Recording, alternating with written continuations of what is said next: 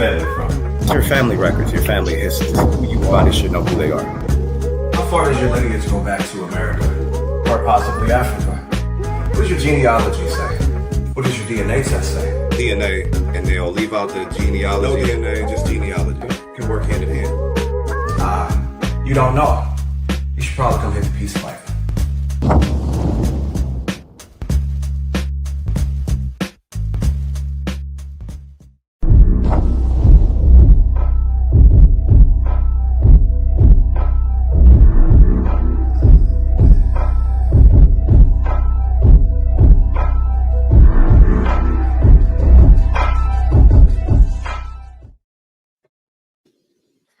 Peace, peace, beloveds. Y'all know what it is. It's Peace Pipe TV. I am Phoenix, and this is Miko Wolf. Thank you guys so much for being here. As always, we give much love and respect to you guys for rocking with us. We have a wonderful show prepared for you guys today. We have none other than Cush Dey in the building today. We're just going to build on more knowledge. And as y'all know, that's what the show is about. Point blank, period. We drop the knowledge, the real facts, the information, what you need to know. And that's what we're going to get into today. Cush, how are you? How you doing today? Peace and love.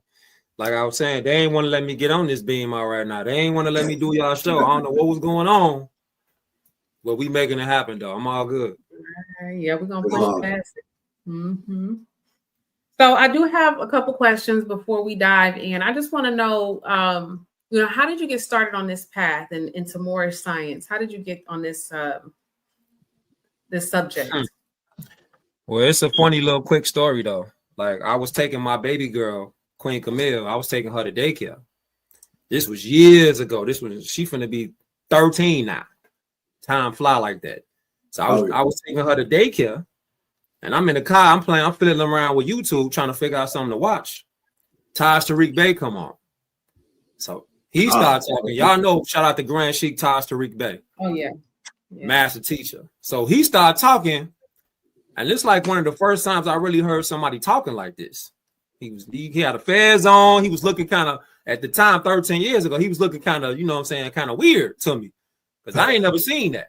So I'm like, what is this dude talking about? He was talking about driver licenses and how you didn't need one. So I'm listening to him as I'm traveling, and I'm like, hold on. So I kept it on, and I drove her all the way to daycare, right? I get out, come back in the car. I was like, man, let me just leave him on.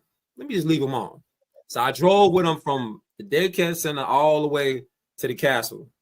And from that day, I said, I got to see what's into this, because I went into it trying to prove Taj wrong. I didn't come into this like, yeah, I'm on more science and this is it. Nah, I came into it like, because we get into it with police all the time. I'm from the rack, so we get into it with police all the time. So I was trying to prove him wrong with the no leads for the driver license and none of that, right? Talking to the police, like really spitting law out, not how I feel. And that's kind of how I kicked off. Taj Tariq Bey. So now I'm nosy. That conversation with that police officer, running back those laws to him and everything. How did that pan out? Like, because that's the thing. What they like to put in front of us is that they use this information about the law with driving, the whole license plate thing, the ID thing, but for some reason, it's almost like it doesn't work, or they come at people a different way with all of the things that we see in the news. Yeah. So how did that work out for you? Well, you mean after I started studying it, after I started studying law, or like before? Before, using the Taj Tariq's information. Oh, so that was like after. So I ain't gonna lie though, like when I first started getting into like the more science, it was like I was like super nervous, right? Mm-hmm. My heart was pumping. Police was there, heart pumping. My shit was pumping like boom, boom, boom, boom, like out my chest type, right? So I'm seeing it, I'm feeling it, but I wasn't ready yet. I wasn't ready at all. So I was just remembering stuff that I had, had went over. So I'm like, you know what I'm saying? I wasn't confident. I didn't have no kind of confidence really with it. But I was like, it's now or never. You know what I'm saying? You gonna use it? Do it now. So I started, and then because I had told him, because the police dude had grabbed me. He had grabbed my arm, right? And I was like, I said, let my arm go. I said, what else? This was years ago. So I had said, I said, I said, I didn't commit a crime.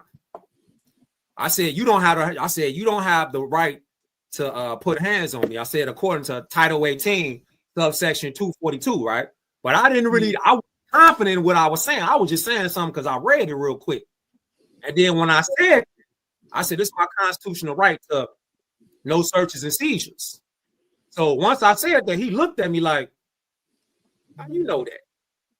So once he got, because already know, once somebody give you that inch, you finna take a mile with it, right?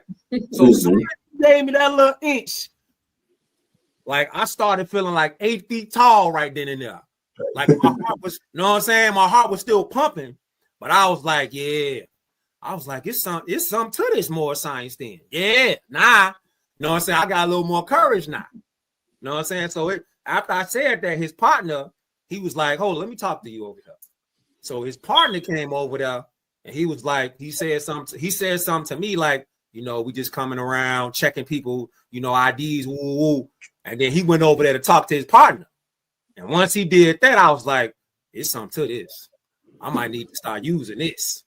And then after that, it kicked off. Nah, it's fully blown now.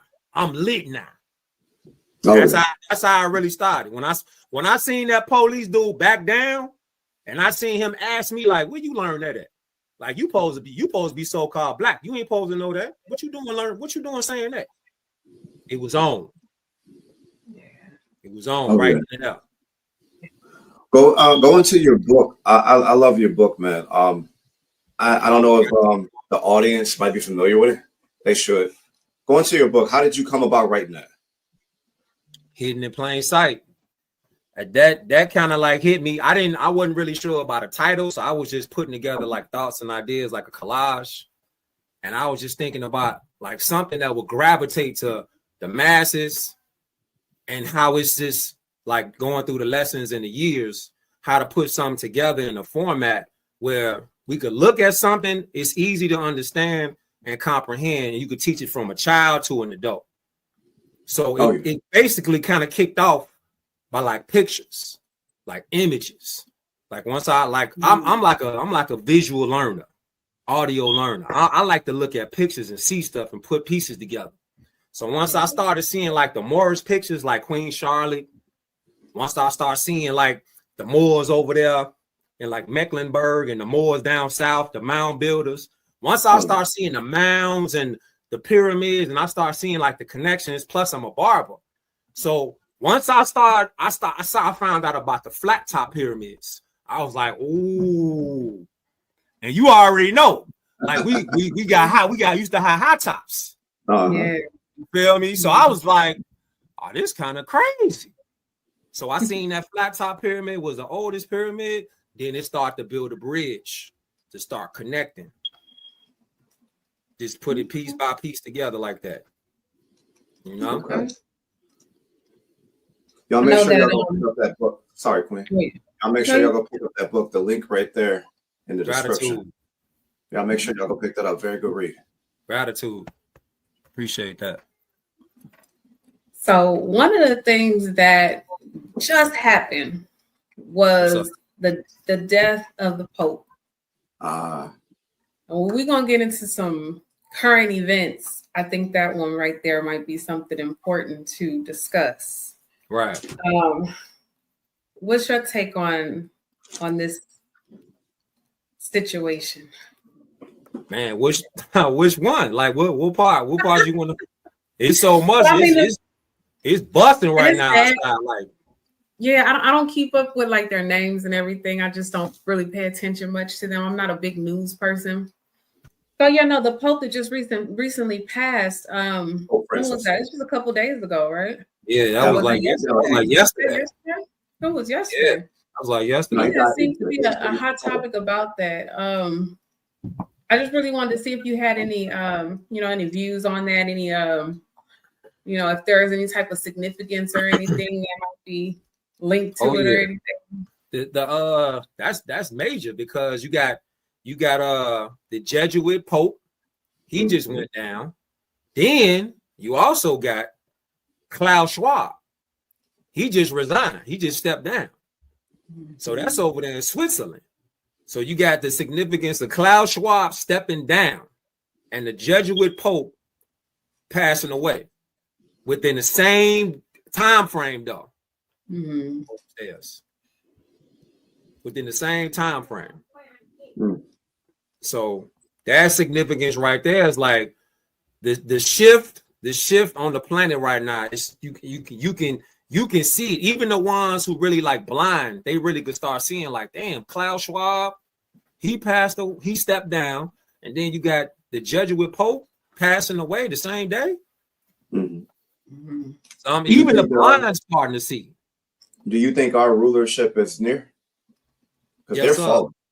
Yes, sir. Because we're being forced now. We being forced now to learn government. Yep. We being just like the Prophet Noble Drew Ali prophesied in the 1920s. Now we being forced to learn how government. What is a tariff?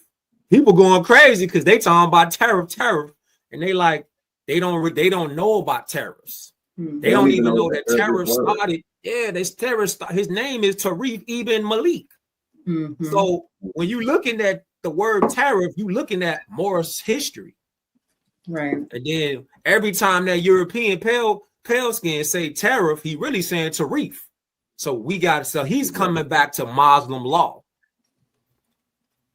Every time they say tariff, they really talking about Muslim law with the Moors. They got to use Muslim law right now to bring the world back into law and order. Oh yeah. Fact, Islam. I think a lot of people are confused with some of the things that Trump is doing.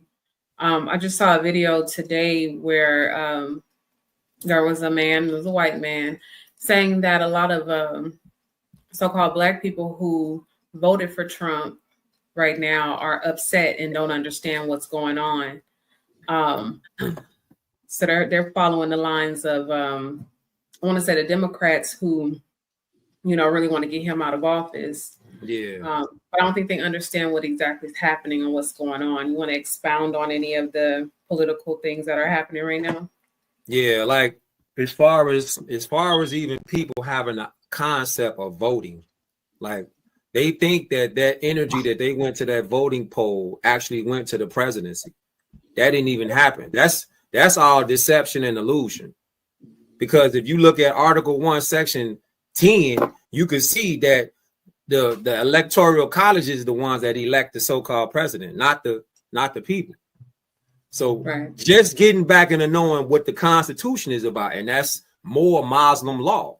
That didn't derive from the European Constitution.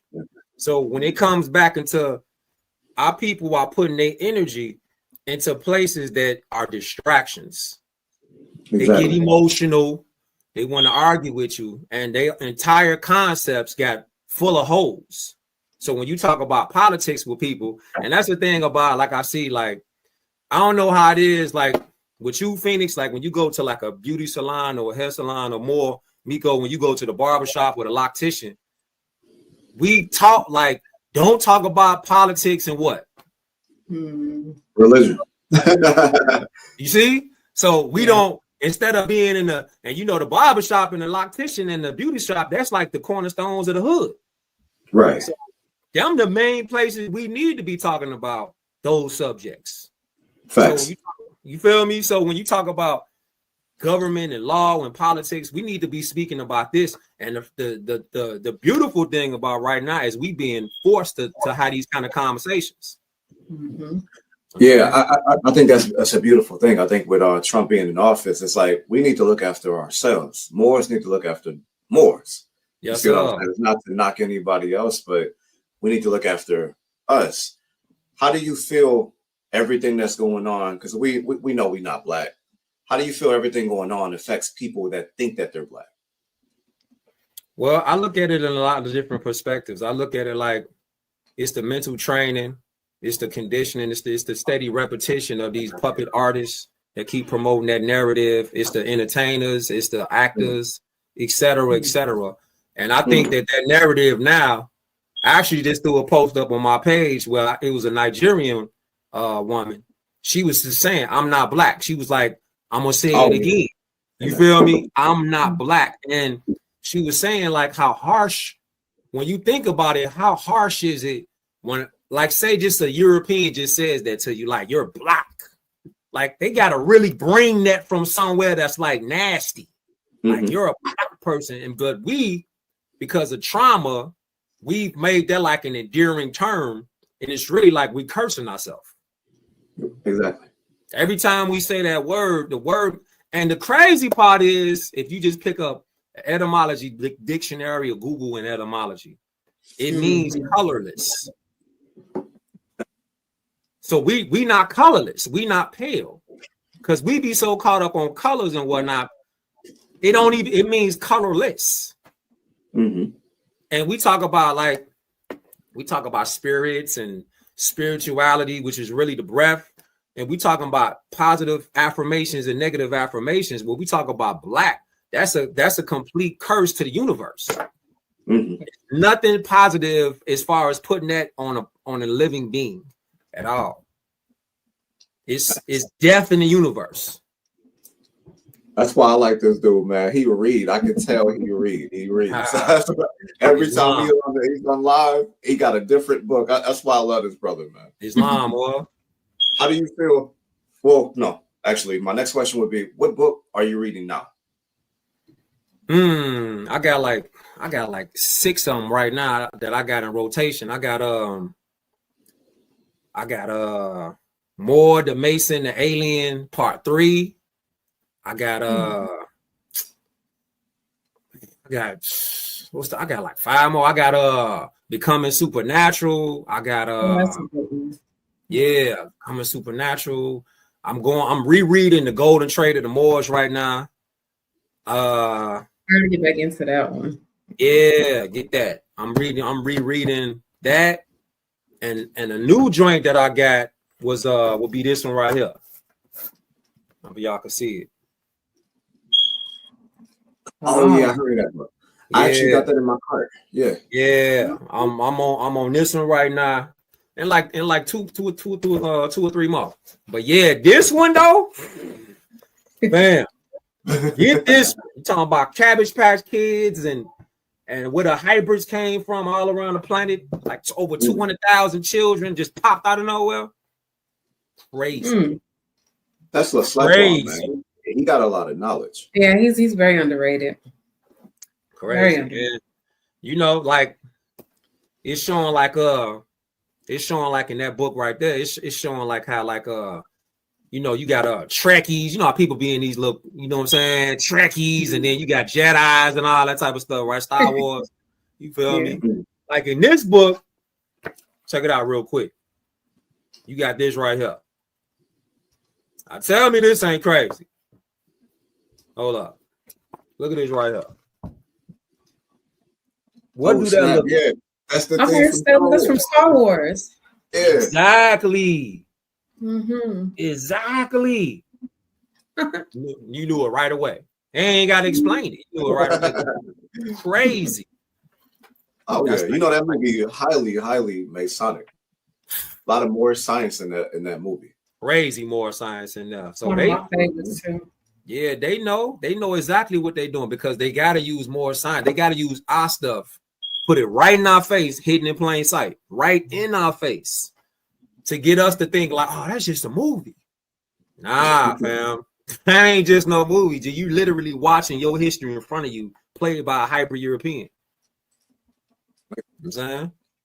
How do you feel about seems to be the trend. Oh yeah, I mean, it's over now though. Oh, it's over with. Because they can't make nothing else. Hollywood can't make nothing else. They bankrupt. It's over with. That's why they keep remaking everything else. Facts. They gotta keep making. How many times they gonna remake? What they remade? Like, what they just remade? Aliens. They just remade Aliens again. They made Rambo again. They got another one coming out too. Another Rambo?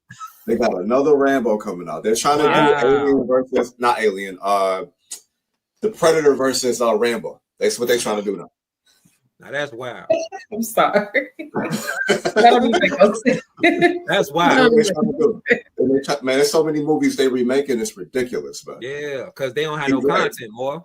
They don't have no more. Not only that, it's to change the fact that a lot of their movies did give away a lot of secrets, as they would say. Oh, yeah. They revealed a lot of things, and we're coming to a point where we're recognizing that and we're starting to see it. So the goal is to erase all of that. Let's put something else in front of them so that this next generation don't get it. That's all they're doing. Because that's how come, like, we look at these newer movies that we done seen before, but we know they done remade them, and it's like it ain't the same. It just it's not hitting like it's supposed to. That's the reason why they're trying to change the frequency of it. We waking up now. That's all they want to keep us distracted, looking this way while the shiny object over there doing that instead of looking right here where they at behind the curtain. Oh yeah, you know what I mean? They right there like the wizard behind the curtain, but it's over with. Oh yeah. See, that's the Wizard of Oz. You gave that reference. Yeah, it's over with now. That with brand new eyes. I try to teach my children when they see stuff like that. I try to teach them the metaphysical or the occult meaning of these movies. I don't know. It's something about this new generation now where they kind of catch on a whole lot faster. Yeah. And then it changes their view and mentality about life, period. They're almost at a stage of like rebellion. You know what I mean? Yeah. Stage, we're not going to let this happen, or I don't care anymore type thing. I dig it to a degree. I guess that's the being a parent part where it's to a degree. Definitely. And that's the goal right now and the point that we at, because of the children, like the wave that's coming with the children, the youth, the third wave, because this is the third and fourth generation. So the youth coming up right now, they already coming in like the Prophet Noble Drew Ali say, they gonna come in with their eyes already open. They tired of hearing the pastor. This nigga up there talking about, Clay, close the doors. Close the doors up. Niggas, they tired of hearing that. They tired of seeing the ATM machine in there. This supposed to be salvation, but you got an ATM machine there. Nigga, we ain't trying to hear none of that. You know what I'm saying? They tired of seeing like Easter. Like, how you gonna? I had a little shorty at the barbershop. He said, it was funny though. He said, how you got Easter eggs? He said, why do it was so simple. He was like, why do rabbits have chicken eggs? And I looked at him like, he had to be like 7 years old asking. I was like, rabbits don't have chicken eggs. They don't even have chicken eggs. But I'm looking at him like he already in tune, but you would have a grown person go out there and Easter egg hunt like it's really lit. Like they know, like, you got rabbits and chicken eggs. Like, you know, there's something wrong with that. Like, what you want? But a 7-year-old, they get it. Like, how do rabbits, why they got chicken eggs around all them and candy? I'm like, man, hey, I'm telling him stuff in the chair, but I don't know, you know, because you got to tease the shorties with their parents, though. Sometimes their parents be locked in, brainwashed. So you got to like choose what you want to, you know, share light to the little ones. You know, because you got parents that might just go crazy on you. Like, don't tell my son that. I ain't trying to hear none of it. You feel me? What do you think, like with this whole reparations movement going on now? And we know Black people are not getting reparations because that's not a nationality. Right, exactly. What do you think we need to do as a people to get reparations? In order to get reparations, you first got to be a nation. So if you talking about reparations only go to repair and salvage a nation. So this is like when you say the Declaration of Rights of Indigenous Peoples. I would suggest our people look up the Declaration of Rights of Indigenous Peoples, which is a universal document. It speaks in there, Article 6. Every indigenous individual has the right to a nationality. Yep. So with that being in there, that's like a double-edged sword, because the hybrid Europeans, they let that get publicized to just get that karma off them. Like, well, we let y'all put it in, this document. Now, if your people don't take heed and read that document, it ain't on us. You feel me? Like, I'm talking about like anybody out there that's thinking like they want to start a business, economics, finances, everything is protected in that document. Even people out there that smoke, right? I think it's Article 28. If you smoke out there, it's a section. Hold up. Let me just double check real quick. Hold up. Oh, you know this book right here. That's a very, very, very powerful book that he got right there. Fire! Like this book right here. Right? You better get that book. Oh yeah. Well, you go right here with it real quick. And it say anybody that's out there that's trying to do that. Where is that? Right here. It's Article 24. It says indigenous peoples have the right to their traditional medicines, to maintain their health practices, including the conservation of their vital medicinal plants. Yep.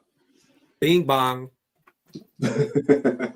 Their vital medicinal plants is exactly what cannabis is and sativa is. Absolutely. CBDs and all that. It's so we got indigenous protection rights. But in order to use those rights, you got to come into your fold of national government. You got to. Absolutely. So without a nationality, see that word nationality is that's the buzzword. That's that buzzword. How do you think we come together to even establish a nation like this? See, that's the thing. The nationality is the unity. The nationality is the unity. Aha, he lit up. The nationality is the unity. So without that, yes, sir. You got the name Cush Dey. Put two and two together. Yes, sir. Yes, sir. Without that nationality, there can be no unity. You feel me? And see, that word unity is tricky though, because you already know people start saying Jesus and Allah. People start getting teary-eyed. They start crying. They start reaching in their pockets because they want to be a part of something. Because people quick to click up. They click to go where they feel like they got protection. They got some kind of squad or something. So this is where these so-called black sellouts and these puppets, this is what they prey on. The y'all know what I'm talking about. All these people out here talking about the foundation and the black powers and all these people that's out there with these organizations. The first nation comes from the mother, the woman. So if we not uplifting the woman, then we not having a nation. We have to. That's why the Prophet Noble Drew Ali uplifted the woman, because that's where the nation comes. It started at right there. The man and the woman. It can't come from no organization. That's fraud. It can only come from the uniting of the woman and the man. Period. If they talking about this is an all-man organization and women can just participate, get out of there. Or if they talking about this is a all-women organization, get out of there because they're a fraud. It's got to be the man and the woman together. It's energy. It's universal law. So when you talk about unity, say again, my bad. Say again. I didn't want to cut your wisdom. Nah, I'm just saying, like, as far as that unity, the economics, the government, the finances, the business, the love for each other, it's got to come from that. Like this right here, right? Like the national flag. It's crazy because every other nationality, they got a flag, but the so-called black person. The first indicator is you got to be a nation is you got to have a flag that's recognized around the world. What's the so-called Pan-African flag? It don't exist. Well, they got the and then they got the red, green, black, green, yeah. But that's not a real flag, though. It don't connect you to no land. It don't connect you to no land, or So how could it be a real flag for a nation? It's a fraud. What's the NOI flag? They ain't got one. Ain't got one. Yeah, They ain't say the FOI. Who else? The foundational Black America. You ain't got no flag. You feel me? This right here, that's a flag.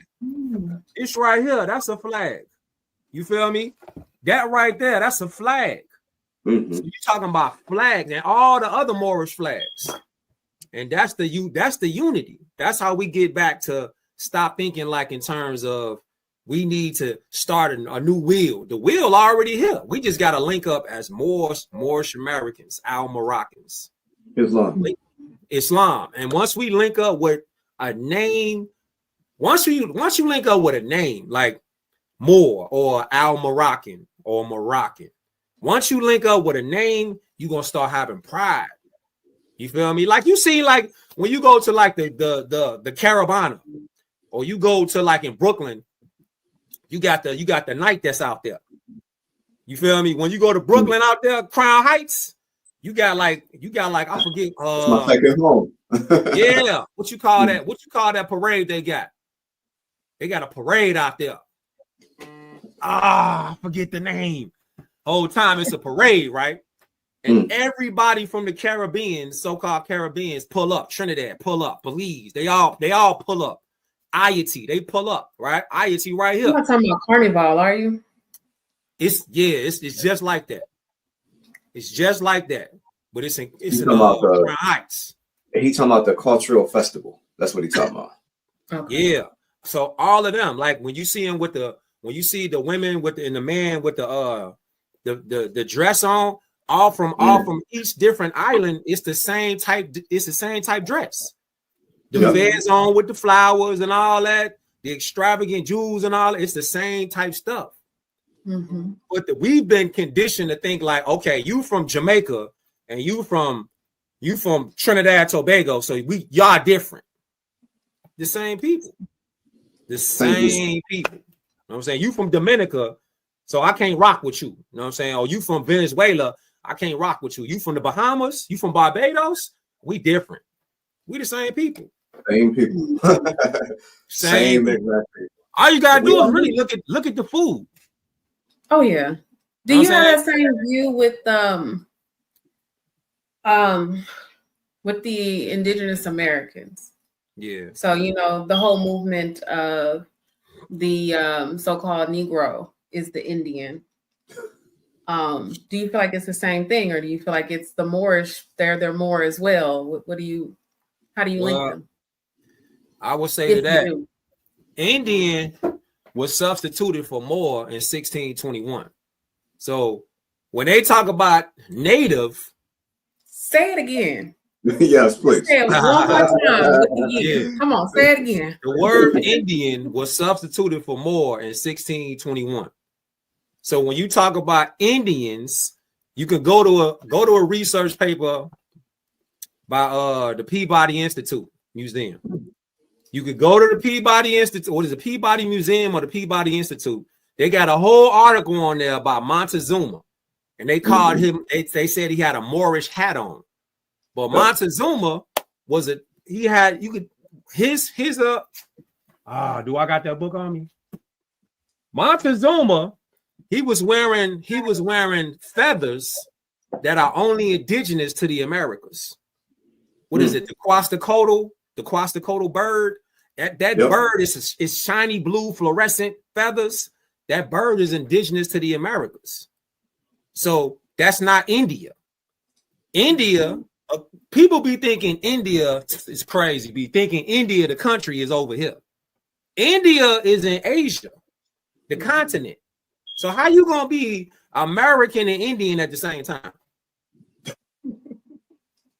It's crazy. The etymology though, because it goes back to the Sinhu River. So I'm like, if you Indian, you're a river. You're not even a person. Exactly. That's like saying you Indus. How you Indus? You can't be a river. That's why you can't be a Negro. I get what they mean. You know what I mean? We have indigenous ancestry as far. I mean, we are the indigenous people, but we have the Yamasee, the Muskogee, the Anianawea. But at the end of the day, what he just said was in 1621. They substituted Moor for India.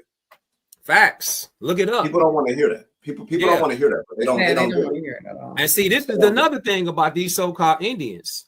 If they was really indigenous to the land, why do they have to get a tribal ID and they got to get a number? They got to get a tribal ID and they got to get a number. And prior to, you talk about history, the so-called Indians, if they wasn't put on reservations, and just look at the etymology of reservation, that's to reserve something, to hold somebody to something. So the people that sold out and said they were so-called Indians, they was enslaving so-called black people. They was enslaving everybody. And on top of that, they got put on reservations. And the people, the so-called Indians that wasn't on reservations was considered and classified as black. Facts. So I bring that up all the time on genealogy. Right. Yes, sir. They was considered blacks. Then you come with this. See, we got to time travel to the 1800s. See, we time travel to the 1800s, then we start seeing how the Census Bureau was created by the Dawes Commission. And see, the Dawes Commission, their whole thing was allotment of land. We gonna get these people to go buy into these little packages that we got, the Cherokee and all that, because they couldn't really pronounce Anawia. They couldn't pronounce Washita. They couldn't pronounce none of that. So they just start coming up with their own variations to what we were saying, like Seneca and all that. They couldn't pronounce all that. So they was like, all right, look, it was a game. Y'all come over here and agree to be Indians, quote unquote. We going to allot some land to you.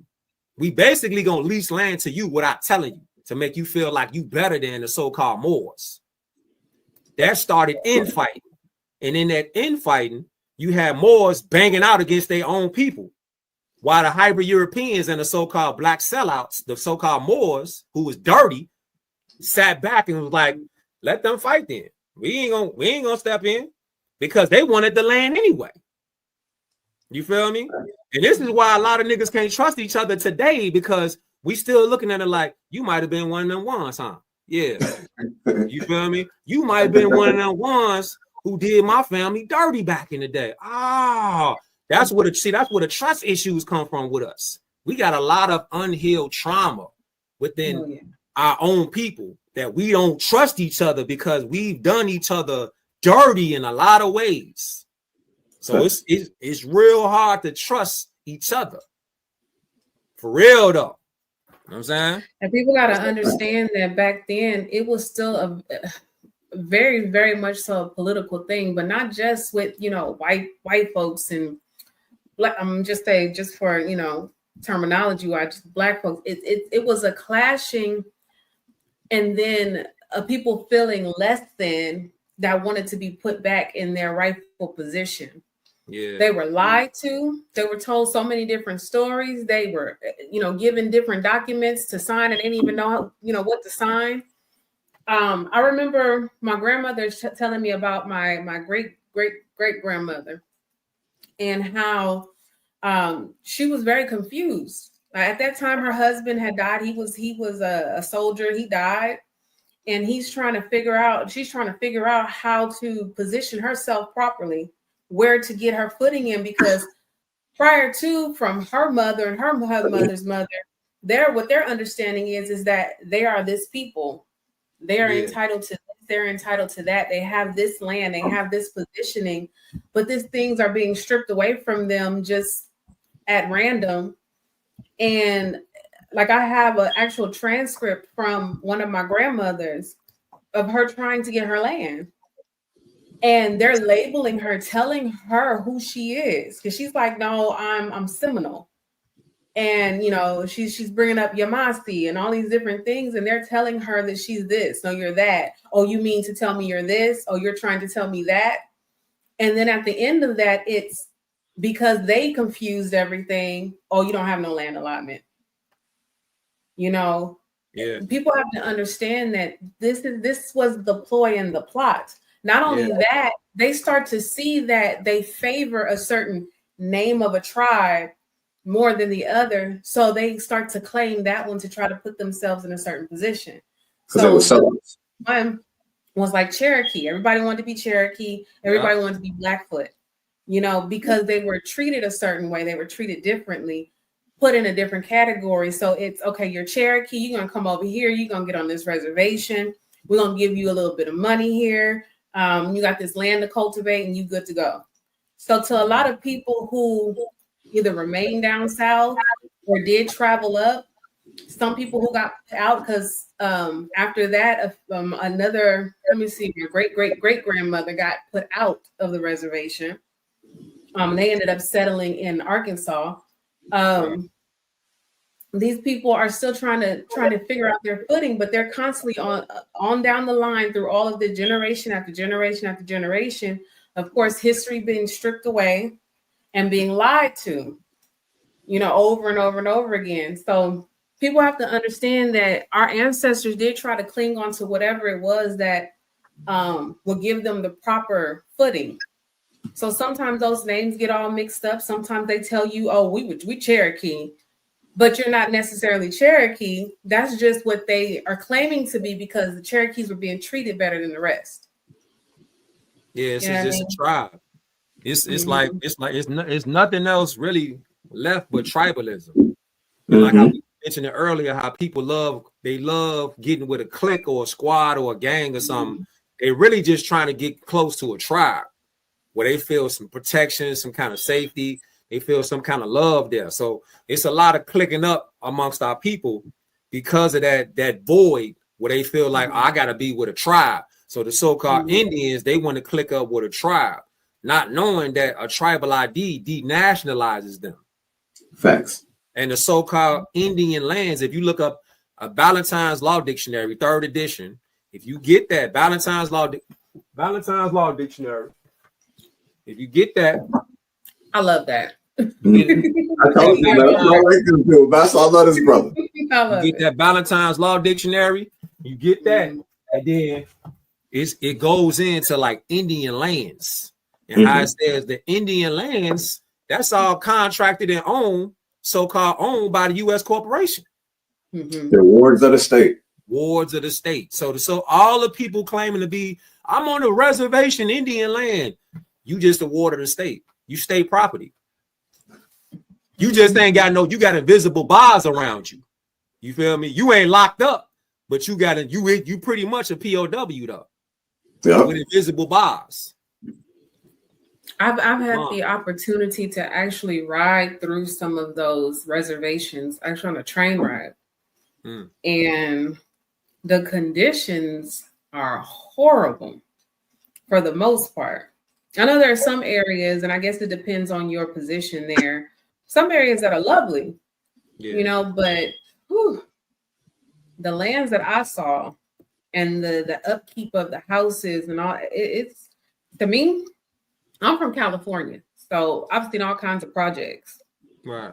To me, it reminds me of projects.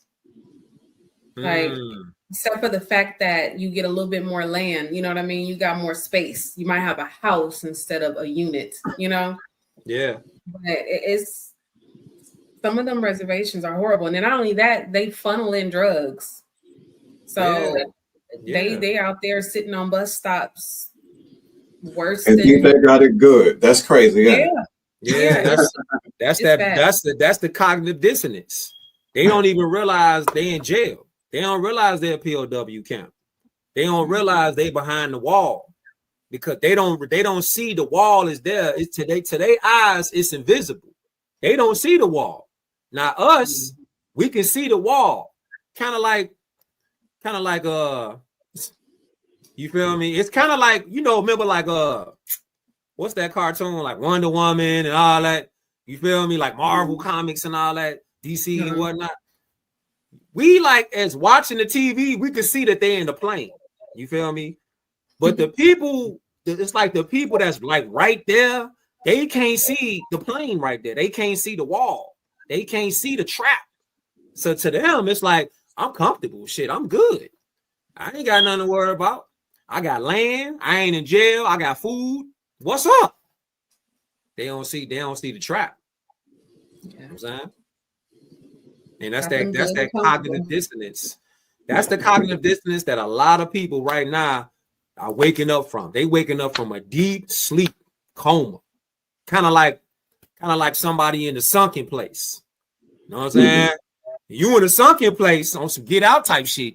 You in a sunken that's place. what I was just thinking. You feel me? You trying to get up out of there, and man, it's like you can see yourself down there, and you can see yourself talking and walking, but you not here. You not there. You not there up here. You there, but you not there though.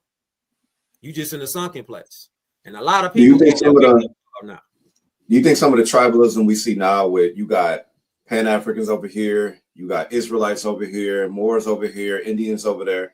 Do you think that's some of the same tribalism? Yeah, I see the correlation between like tribes, and it's a real good book. Y'all should check out. It's called The Green Book by Gaddafi. So check that book out. Gaddafi, he was in there talking about in the Green Book. He was like how tribes could be a positive thing to have tribes, but they can also be a negative thing when it comes to the nation, because people will get so tribal they forget about the nation. They just worry about their clique.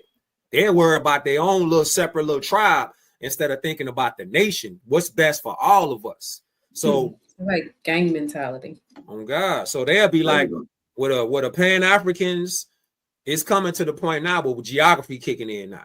You feel me? Now people like, man, Pan-Africa, that ain't even a real place. That's just an ideology. That ain't even what we doing. You feel me? That shit dead. That shit dead.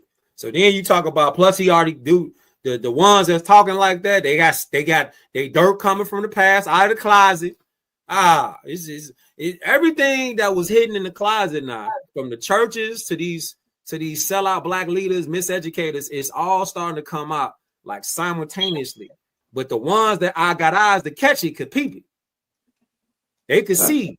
You know what I'm saying? Not a pastor just coming out the blue like, man, close the doors up. This what we on. I need 40,000 right now. This what we on right now. Now you seeing it like, damn, Pastor Sabbath. Yeah, this how he coming. You know what I'm saying? And the ones out here talking about Pan-African donations and the ones that's out here talking about Hebrew Israelites. Like the Hebrew Israelites, like when they was over there recently, y'all seen that video where they was over there in Africa? They was in Kenya. Yeah. Like they trying to go over there and they trying to force their own ideology on these people and say Jesus was black. Them Kenyans ain't going. They start throwing stones at them. Like, man, get out of here with that. Get out of here. Dude taking cover, holding signs up. They trying to get out of there. Like, fam, you can't come over the outside of the world with that nonsense. You know what I'm saying? You can't come over here with that. We ain't standing on none of that. You talking about Jesus and ain't it crazy? It's like I see y'all names right here. I know y'all now. I see y'all names up here, right? Like if somebody called you like David or something, right? Are you gonna turn around and acknowledge them? No. Or somebody called you Mildred, right? Would you even acknowledge that person? That's the same thing as our people putting this energy like on Easter, like, yeah, I'm gonna go to church on Sunday and I'm gonna go in there and worship Jesus. And Jesus is gonna pave the way and save us. Fam, he ain't even gonna turn around and look at you. Because that ain't his name. Exactly. That ain't even his name. You calling him, how somebody gonna save you when you calling him by the wrong name? I'm not even finna turn around. Y'all gonna turn around? Nah. Somebody talking about Mildred and David, help me. Nigga, I'm not what? Man, get my name straight first. Then I'm going, you feel me? It's almost like after all these years, all this information, and you still calling me Jesus? Yeah, crazy, man. It's crazy. Then they talk about this black stuff. It's like, have you read Revelations? Have you read Revelations? You don't talk nothing in there. He said burnt like feet like brass, burnt in the fire. It don't say nothing in there. Like that's a I ain't Moor. seen, you feel me? I ain't seen black in there. Hey, at all. That's a Moor. I don't see black in there. I see feet burnt like fire, brass in the fire. I ain't never seen copper and brass look black. So, Right. I mean, I ain't never seen it. But they'll argue you down though.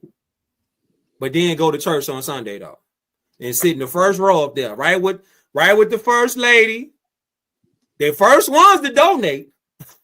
Yeah, they the first ones to. Hey, you ain't put some more money in that collection plate. What? That's so old. They do that out there too with the ATMs. I thought they only. I'm from Cleveland, so they got this big church out here. You probably heard of this dude, the Word Church pastor. This nigga got a helicopter. He got a helicopter. He come through in a helicopter. He preaching a jersey. He always got a throwback jersey on, and he keep telling you, go to. They got this game room where they go. There's a lot of ATMs in there and stuff like that. Then this nigga, he make you give him your W-2. No lie, man. You can Google it. He make you give him his your W-2. This shit is crazy. Your W-2. They're so bold. Like I keep saying that, but they are so bold. And what they're gonna say? They bold in the spirit. That's what they're gonna say. But it is so out of line. They out here grifting. They grifters. Yeah. He out here with a helicopter, so he got a chopper flying in and greeting the people. That show called with the 16 and something. My 16-year-old birthday or something on MTV. His daughter is on there. This nigga come up with a helicopter. He go everywhere with this helicopter. Wow, that's insane. But really, they just showing people how like just like the Asians right now are showing people how everything was. They've been taking stuff and they've been having the blueprint. They've been on that. It's just really in plain sight where nobody can really like defer off and say, I didn't know or I ain't see it. Nah, nigga. You see Asia right now, this dropped the nuke over the whole fashion industry world. So they letting it be known like, hey, we already had this merch over here. You want some dollar Nikes? I got the plug right now type. You feel me? That's what they own. I think they just said that because of the tariffs and everything that we're dealing with. They said, why don't you just buy direct from us? Exactly. And that's all the niggas that's buying Jordans for like $300, $400, $600. They should feel stupid. Yeah, they talking about you can get Jordans for $6. You should. They sick right now because they and it's like I was talking about this on a beam that I just did. People don't, from what I notice and what I see in my life, from learning and having some wisdom on it, people don't like to admit when they've been wronged. Like if you wrong them, some people like, man, they don't want to admit they got. So they'd rather just bite the bullet in silence than be like, then complain. But it's crazy though, because it's the same complainer, like some so-called black people. They'll complain if you mess up their food order, they'll go batshit crazy, right? To each other. Like so-called black people do that to each other. Go crazy, right? Oh, you ain't putting no cheese on my sandwich type. Oh, you know what I'm saying? They'll go crazy. But then the hyper European, pale skin, they mess up your order. They didn't put your right merch in the bag type. They mishandled your cheeseburger. It's okay. Don't worry about it. They got a smile on their face. You feel me? But the self-hatred towards each other, that Willie Lynch type mentality towards each other, like, nah, I gotta have one up on you. That's what we starting to get faced with right now. Like we got to tackle them demons. That's right there. Them the demons. That's the shadow work that we attacking right now. You feel me? Because people got demons in them, and that ain't nothing but the lower self having to be put back in balance. Exactly. Islam. So you brought up your beam outs. Do you want to let the people know what those are? Those who don't know. Let For them know what sure, your yeah. beam outs are. Yeah, for sure. The beam ops is something that I do. It's like a series that I came up with. Well, I just like instead of saying I'm going live, I'm just finna beam out.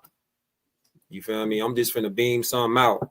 I like the ring of that more, you know. So I'm just finna beam out, and people just they gravitated to it, and they just said you should keep doing it. So I just kept doing it, you know. So I go live whenever I go live. Sometimes I'll put a notice up in my story, or I'll put a notice up on Patreon or something. And that's my way of saying I'm finna go live. I found this brother. I seen you. I think it was with Sabir Bay. Shout out to Sabir Bay. Y'all was talking to this lawyer. Man, y'all shut her up. That was funny. I seen that. Y'all shut her up. You talking about that's Brother Cujo, Grand Sheik Cujo.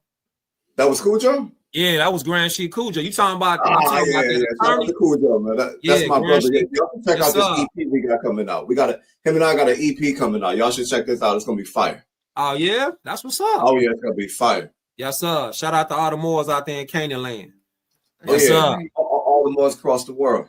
Yes, sir. So you talking about that? Y'all shut her up. She ain't had nothing to say. No, we had to put her in. We had to barbecue her because she was getting outside herself. She was talking for too long. She wasn't getting to the point. She was just dragging it. And the whole time I was just sitting on there. I was cool. I was quiet. I was chill. And she said something. So after the point, I just had to bug up on her. Like, nah, this. You done had your turn to talk. Now I'm talking now.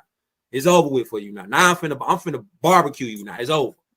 So then after that, she refused to answer questions. She got no feelings. She started drinking. She had like a gallon of water. She started drinking the gallon of water while I was talking to her. I'm cooking her. So she started drinking. I was like, man, you a Moor? She was like, nah, I'm Jamaican. I was like, so you a Moor then? She's like, nah, I don't subscribe to that. I got you guzzling a gallon of water now on camera. You had to take a drink. You got to take a drink. A drink with it. I'm like, man, that shit was funny.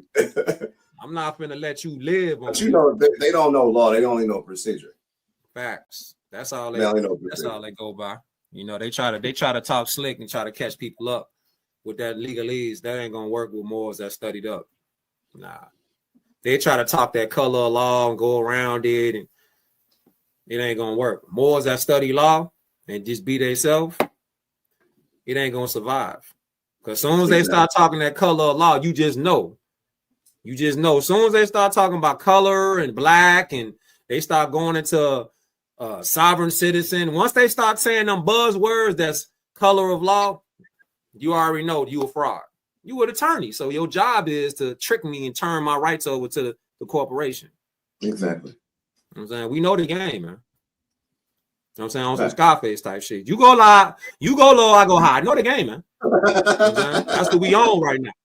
That's what we on right now, more. Like they try to go low, we go high. We know the game, so you can't try to play the game with us. You know what I'm saying? We own that now. You had brought up earlier something about traders. Because I know a lot of people in the indigenous community like to say that, you know, Moors were traders. They gave up the land to the white man and all this other stuff. What's your take on that? Well, I'll say that those people that say stuff like they really severely misinformed, because Moor means any dark-skinned person. See, the so-called black people are Moors, but not every so-called black person is a Moor in a sense of what they claim their status is. You feel me? So a Moor can't be a black person, but a black person in their according to their birthright is a Moor. But if they have the black mind, they will put it as they're talking about themselves in third person. So they refer to themselves like, well, the Moors did this and the Moors did that. They really talking about themselves and their family and their history in third person. But you feel me? But we get it though, because that's the indoctrination. The indoctrination is to really speak about yourself in third person. But imagine doing that all the time about yourself. that shit is exhausting because you talking about your own self in third person all the time. Well, they don't understand. That's the thing. They refuse to study. They refuse to actually follow, history and the trail. That's one of the things that Miko and I are getting into, and I've been studying the Spanish Inquisition and how they brought over slaves or what have you, how some of those slaves were Moors. You know what I mean? It's kind of like we had someone on our show before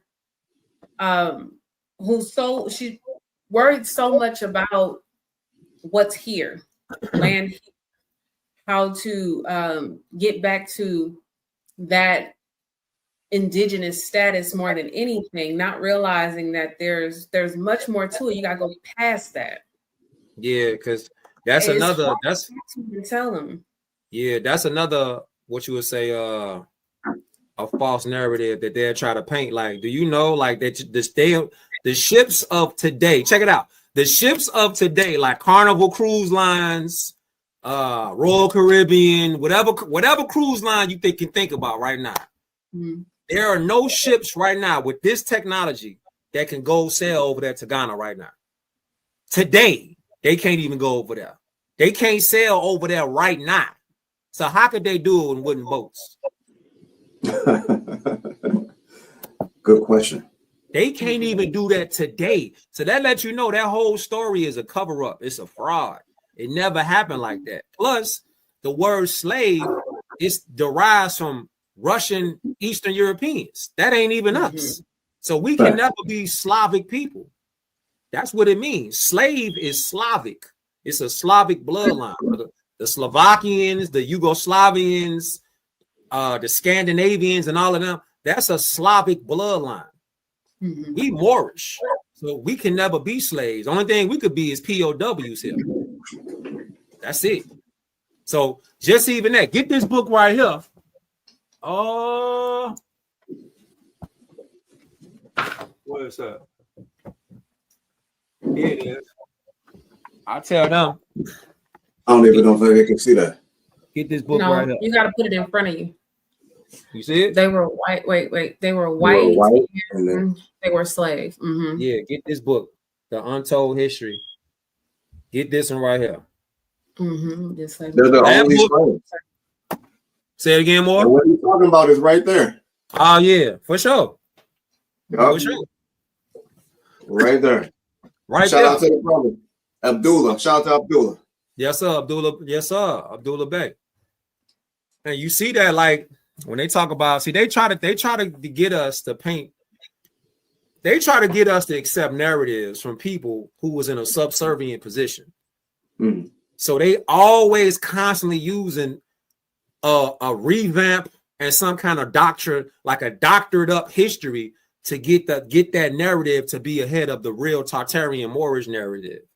And you can never do that because we got so much Moorish and Tartarian history scattered around the planet. It's too much now, and it's all popping out now.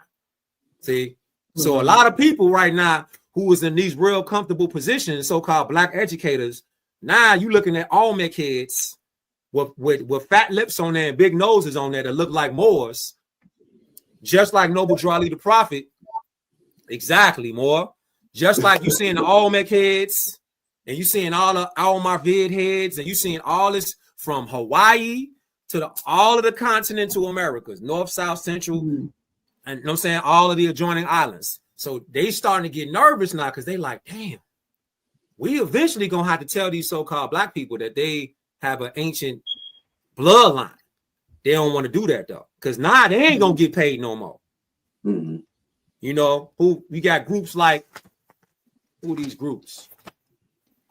Where these groups at? But I got this thing I want to show y'all real fast if I can. Let me see. Because you really got like 12 groups that's like doing what they're doing to people. Damn, I can't even find it right now. But you really got 12 groups. You got like you got the NOI, you got the FOI, the so-called Pan-Africans, you got the NCAA, I mean not NCAA, NAACP. I know what you meant. NAACP, you feel me? You got all these organizations, like the churches and all these organizations. Oh yeah. The only thing that they do is they promote victimization. They provoke this mentality like somebody else got their foot on our neck and we can't never get it off. But even the ones that's out here talking about Jesus, the word Jesus is a code word for justice. Yep. And what's the main subject that so-called African Americans don't study? The justice system. Justice system. You feel me? If Jesus means justice, why not study the justice system? That's your salvation. So you think they utilize the Bible, religion, all of those things to keep us, of course, confused, but like it's like a tool to asleep. Yeah, to keep us asleep, but also to drive this narrative. Because like with the Hebrew Israelites, they believe that we're under these curses and all this stuff. From the Bible, it's in the Bible and everything. Like, what does that tie in with all this? Because I'm at the point where I'm kind of like, the Bible is their tool. It's not really a historical book pertaining to us in that way. I feel like they use that as a way to control us and manipulate us and keep us in a certain position. Yeah, I mean, it's good and bad in anything, like positive and negative in anything, but everything's one thing we got to get clear in this crunch time is everything started Moorish.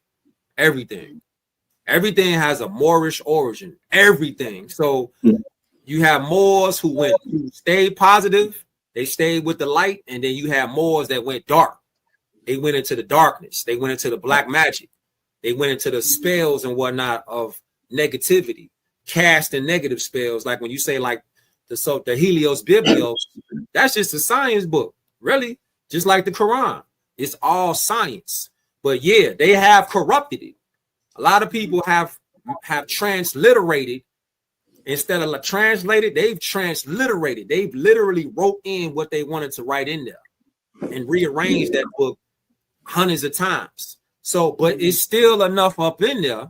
If you was to go to like the Abyssinian Bible, which is 600 years older than the King James version Bible, you could go to that. But even if you went to like a new NIV or you went to something like that, you still got stuff in there. But whole time, religion, since we talking about crunch time, people think religion, their concept of religion is not what it is. Like religion is to realign ourselves back with nature. That's true religion. Yes. You feel me? That's true religion. Just like the old clothing line that used to be out years ago. True religion. That's to realign ourselves back with nature and the functions of the universe. We don't get religion. Like the masses don't get religion because the dark forces don't want us to have religion. They want us to stay in fear, turmoil, chaos. And they think that they're going to make order out of that chaos by keeping us full of fear. This is why they give us dogma. See, dogma is just it's a system of beliefs that everybody just vouch for. Like, yeah, this is what you need to be studying. You need to be studying this. And Jesus died on the cross. And Easter is this day. And whatever else happened, that's what they pray on. Dogma.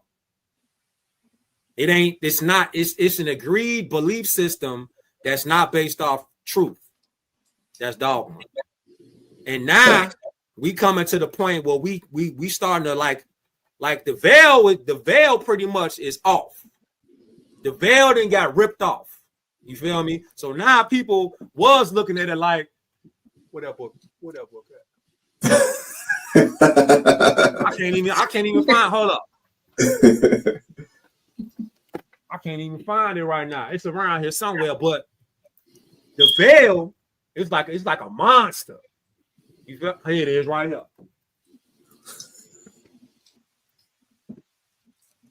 Yeah. Oh, okay. Okay, yeah. See the Wait, veil. who's the author? Let me go right here. Johnny Carucci. Okay. Yeah.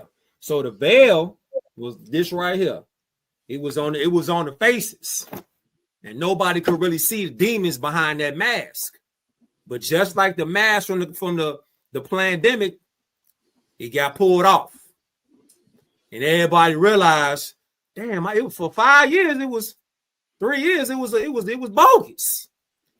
That's what's happening right with government, economics, finances, fashion. All that's being revealed now to the people because we're in the days of revelation. This is the great revealing happening right now. So we ain't got nothing to be afraid of. Everything right now just being revealed to the people. It's a crash course. You feel me? Some people gonna be like, you know what I'm saying? Like, you know what I'm saying? Like when you was in school, like college or something like that, or you was trying to crash study, and then you try to cram your brain in with all the information the night before the test, and you like, I can't handle it. You feel me? You got stuff like that happening. So some people can handle it, but some people crash out. They either gonna start handling the reality of the situation, the gravity of the situation, or they're gonna crash out. That's the crash course happening right now. What do you got going on now as far as like what are you trying to promote? You have any new books coming up? Yeah, I'm cooking up some right now. I'm cooking up a part 2, but not even really a part 2. I'm just cooking up a new one. I definitely got something in the furnace right now. Okay. It's gonna be some definitely it's gonna be some definitely strong though. I want to incorporate a lot more pictures. Like I want to get a lot more pictures because I see pictures. They do more than speak 1,000 words. They actually pull you into that timeline by you seeing that picture. And I want to have a lot more pictures, and I'm gonna bring in a lot more stuff as far as like fashion to see like how we really was rocking, how the Moorish women really was rocking, how the Moorish man really was rocking. So you know, pretty much I'm doing something to invent some that's like a book that's like a time traveling book. So you really getting the present, past, and the future at one sit down. You really gonna travel inside the universe. You really gonna travel inside the multiverse through this book. I'm definitely copping that. If y'all have not subscribed to this brother's channel, subscribe to. It was just on the screen, right there. I got you. Subscribe to his YouTube. Subscribe to his Instagram. I promise you're gonna learn a lot. About a good maybe 15% of the books I got is from this brother right here because he go through it and show y'all books. Not everybody do that. Not everybody do that. What's the last book you know a grown ass man read? He'd be like, I don't know. But this brother probably read more books than people probably read in their life. And he actually read these books. So a lot. He just gave y'all a book reference. As a matter of fact, you said the Green Book by Gaddafi, right? The Green Book by Gaddafi.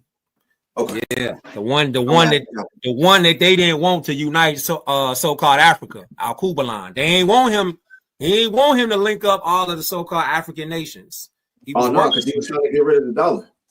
Facts. He was bringing that gold back. They ain't want him. So definitely get that Green Book though. Ether. Definitely get that, man. Absolutely. How important do you think it is for us to have a nationality? I see that people say we black, we know that that's dead. African American, that's dead. Yeah. Indian, we are not Indians. Like a lot of people think we're Indians, and it's not a knock to them. I mean, like I said, we have Chada, Aniyanawea, Yamasi. That's who we are. That's our bloodline. But at the end of the day, nationality, as the brother said, noble duality, nationality is the order of the day. Yes, sir. How important do you think it is for us to have a nationality? Nationality is everything.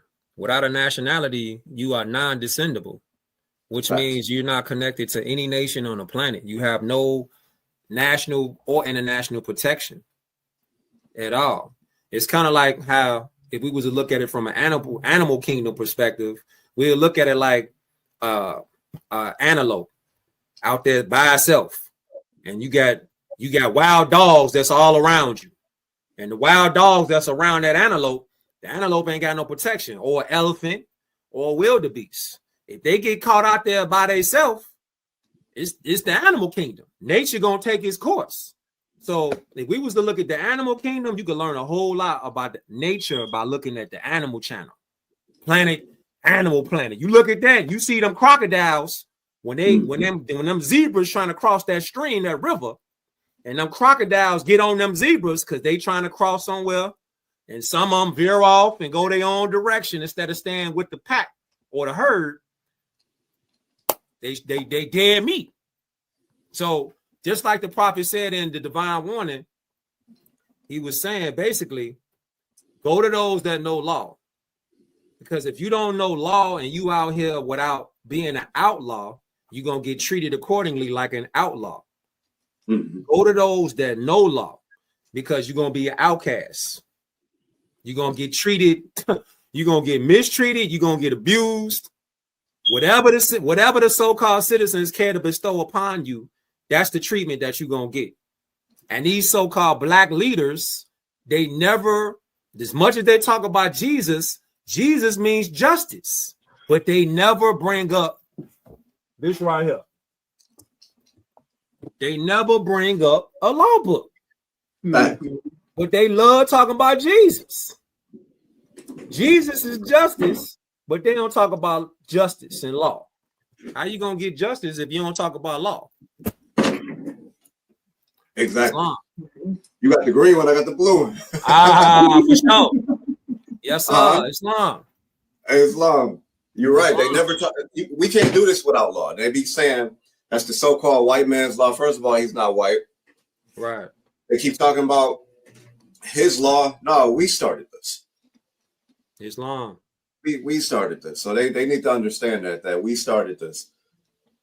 That's the thing, more because when Moors, this how I know the energy frequency and vibration is changing on the planet, because like I can see people's reactions now when Moors start talking, and I can see like a glimmer of light in people who like a few years ago it was like really like, nah, I ain't trying. They had just straight cognitive dissonance fluoride still. You feel me? Like 3 years ago, 2 years ago. But now, since Trump in here, like, listen, I'm finna do away with black education. I'm finna do away with the D, the E, the DY, the DEI. I'm finna do away with all these bogus administrations. People now starting to see, like, okay, I heard more talking about the same thing years ago. Mm-hmm. But now I'm starting to see Trump like lay this stuff out and right in front of our faces.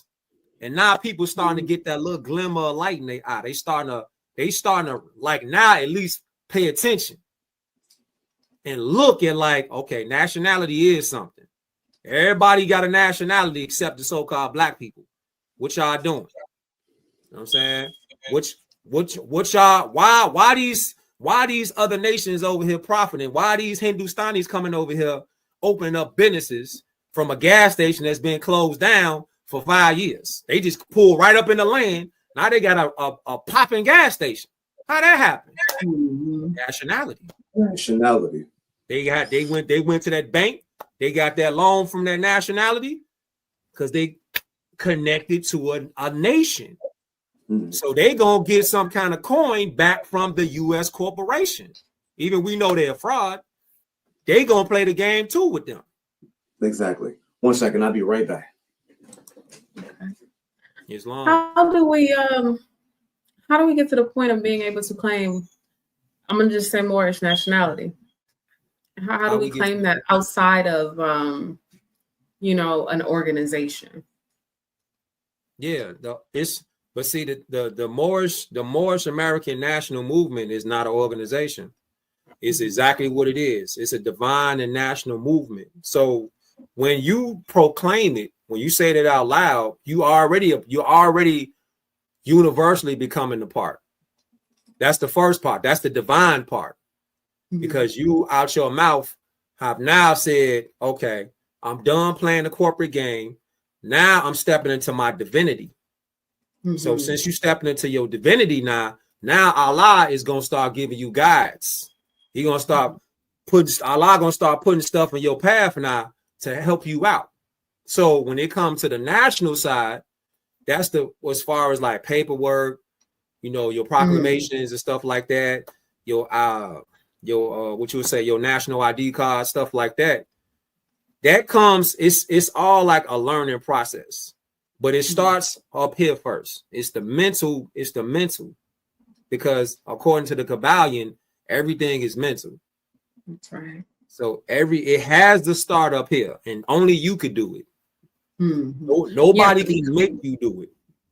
It's like you have to become it first. Yeah, you just gotta operate in it, walk in it. Islam, you just gotta be yourself. And once you be yourself, Allah is gonna start giving you assistance. You just gotta be yourself.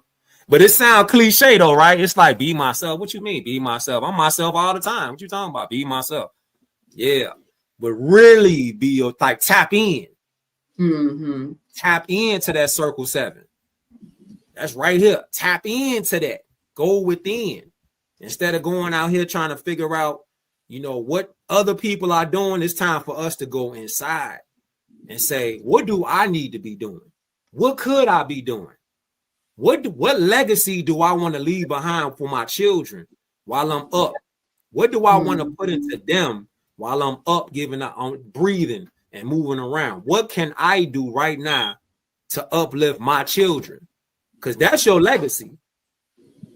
Your children is the ones where you like, all right, I'm finna pour everything that I got into them while they young and today out here in the world, in the wilderness. You feel me? That's where I see it like, the legacy is. The legacy start with you and your own children. Thanks. What you pour into them, they gonna spread that out to the world, and that's the beauty with planting them seeds into your children. Your seeds constantly getting watered by you. You feel me? That's the joy, though. To me, that's the joy to hear your babies talking like that Moore's law, that Moore's science, and then you hear them like, yeah, I'm a Moor. Oh yeah, my son just said that the other day. He was like, "Dad, we Moors." I was like, "Oh man, yes sir." And to me, that's like the joy that I'm getting. Like, I'm not really looking at it like, the outside world too much like that. Like I used to try to be on something like, man, I'm trying to uplift the whole world, and I see that's not something that I could do. I can't uplift the whole world. I can only live what I can control. You feel myself and my close children, in my proximity, I can uplift them. So that's all that matters. That's all that matters. The next generation. Yes, sir. So I'm lifting them up, and I'm hearing them. Like I heard my son say before, we was talking about Superman. We was talking about Carnage and talking about Venom and all that. And they start talking about that scene in Spider-Man where Venom, like Eddie Brock, he tried to take the suit, and then Venom tried to get on him and whatnot. Then Peter Parker threw the grenade after he put the beams around him. He was hitting on the beams. So my son, he was like, Daddy, he was like, that's the same thing with the frequency. That's the frequency you be teaching us about the Moors and whatnot with the bells. I was like, yes. He was like, that's what you was talking about? Because he was like Venom tried to get into the body, but he was on the dark side. I was like, yeah, keep telling me. So it's like that's the dopeness that I get when I hear them talking like that.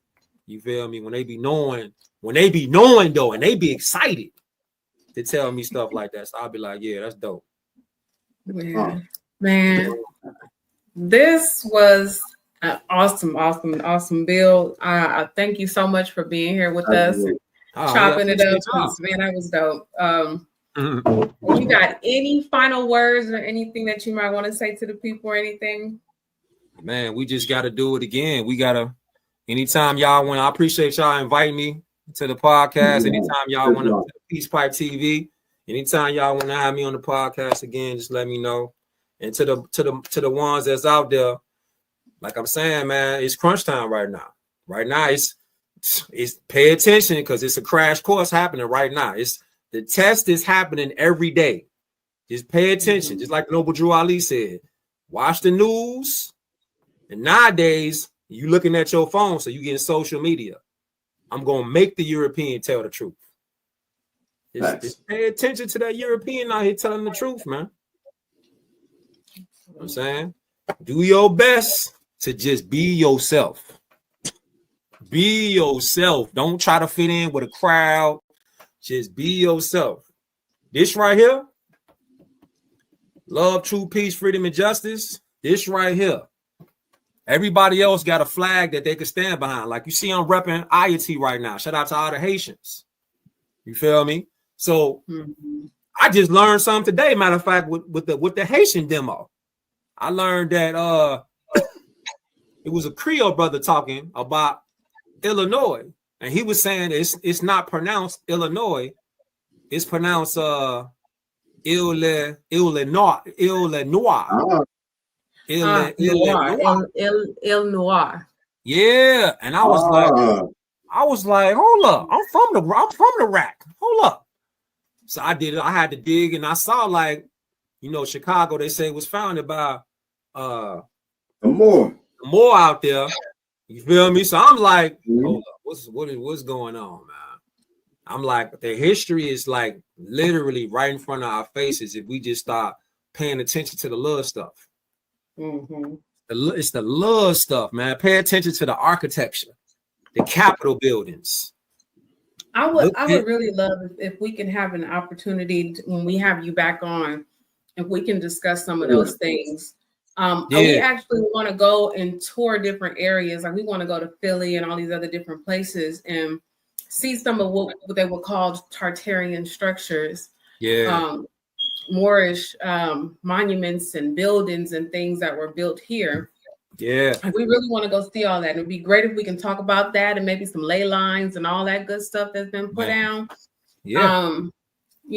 Show people that, what's really going on as far as this Moorish element here in America. So I would love to have you back and discuss that. So we're going to go ahead and end it here so we can go ahead and segue to our next. We're going to discuss what the next bill going to be. Again, we thank you guys so much for being here. You could have been anywhere in the world, but you're here with us. We really appreciate you. Much love, much respect to you all. Miko, you want to say anything to people before we get off? I want to thank the brother for coming on, man. This is really a great bill. I love this brother. I love when he go live. Every time he go live, no matter if I'm driving here or wherever, I listen to the brother because he's one of the few people that actually go through the books. I thank you for coming on, brother. Islam, most definitely, brother. We love to have you back. We're going to reach out to you to come back to the show. I thank everybody for watching, everybody for listening, wherever you are. Thank you so much. We greatly appreciate you. With that being said, we're going to say Shalashake and Islam to the people. Islam. You already know what it is. It's Peace Pipe TV with Miko Wolf and Phoenix Nadi. Head over to our new website, peacepipetv.com, and check out our services such as genealogy and trust. It's strictly for our indigenous. Also, head over to our YouTube channel so you can check out our live videos that we stream every Saturday with special guests like Asir the Duke of Tears, Sophia Stewart. You will never believe in another lie ever again. Carrie Davis. This is where we are today. And so much more. It's Peace Pipe TV.